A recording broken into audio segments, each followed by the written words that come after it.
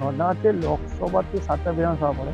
7টা বিধানসভা যে আমার নিচস্থলে যে বুথ কর্মী বা পোলিং এজেন্টগুলো সে সমস্ত টাকাগুলো চুরি হয়ে যাবে। তার জন্য আমি একটা প্রতিবাদ করছিলাম। টাকা কর্মীরা মারধর খেয়ে মরবে আর উপস্থানগুলো কি টাকা মারতেই রাজনীতি করতে এসছে।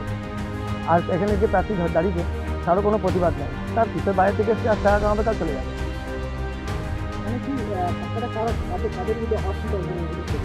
অভিযোগ করছে আমাদের জেলা নেতৃত্বে, যেগুলো আমাদের লোকসভার যেটা যাত্রী আছে, আমাদের জেলা প্রেসিডেন্ট আছে অষ্টম মণ্ডল, তারপরে আমাদের ভাইস প্রেসিডেন্ট সুব্রত আছে, তারপরে সিএস আছে, নানা রকম সরি নাম, অন্যান্য যত করে নাম আছে, ওর নাম তো বলা যাবে না।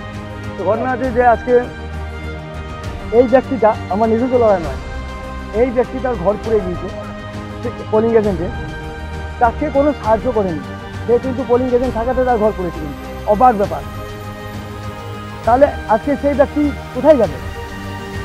তার কি প্রধানমন্ত্রীর একটা ঘর কি পাওয়া যোগ্য নয়? আমরা তো প্রধানমন্ত্রীর নেতৃত্বেই ভোট করি। তাহলে আজকে যে কর্মী নিজের ছেলে যারা মারধর খাচ্ছে, তাহলে আজকে কি গ্যারান্টি আছে যে 4 তারিখের রেজাল্টের পর আজকে এর মতো লোকের আরো ব্যক্তিদের ঘর পড়বে না বা জ্বলবে না?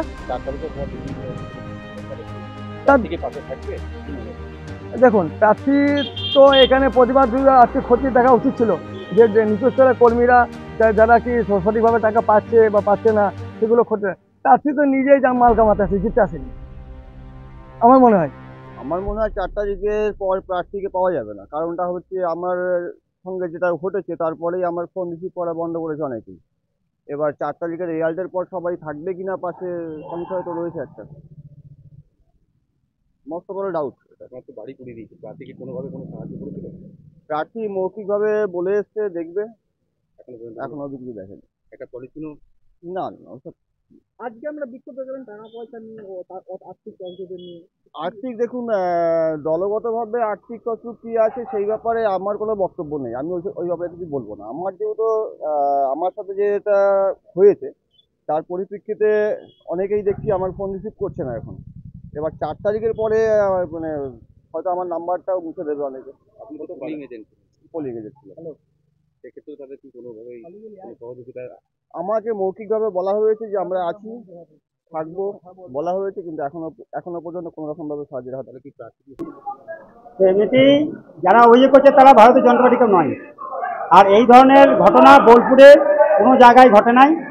আর ভারতীয় জনতা পার্টির এই যে বোলপুর যে লোকসভা, সুচারুভাবে ভারতীয় জনতা পার্টির মণ্ডল থেকে বুথ থেকে প্রত্যেকটা কার্যকর্তা নিষ্ঠার সাথে ভোট করেছে, কোনো কমপ্লেন নাই। কৃত্রিমভাবে এরা একটা বিভ্রান্ত করার চেষ্টা করছে। আমার জেলায় কোনো রকম আর গোষ্ঠী বলে কিছু নাই, কোনো অপ্রীতিকর ঘটনা ঘটে নাই। বিক্ষিপ্ত আকারে যারা ঘটেছে, কখনো প্রার্থী গিয়েছে, কখনো জেলা সভাপতি বা জেলার টিম, সঙ্গে সঙ্গে সেই জায়গায় আমরা গিয়েছি, আমরা খবর নিয়েছি। এটা কৃত্রিমভাবে এটা তৈরি করছে।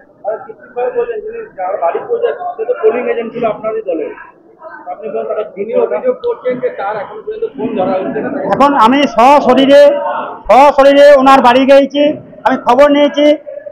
আমার এখানকার যে টাউন মণ্ডলের যে টিম, টাউন মণ্ডলের পক্ষ থেকেও খবর নিয়েছে এবং কেসও করা হয়েছে, টোটালটাই করা হয়েছে।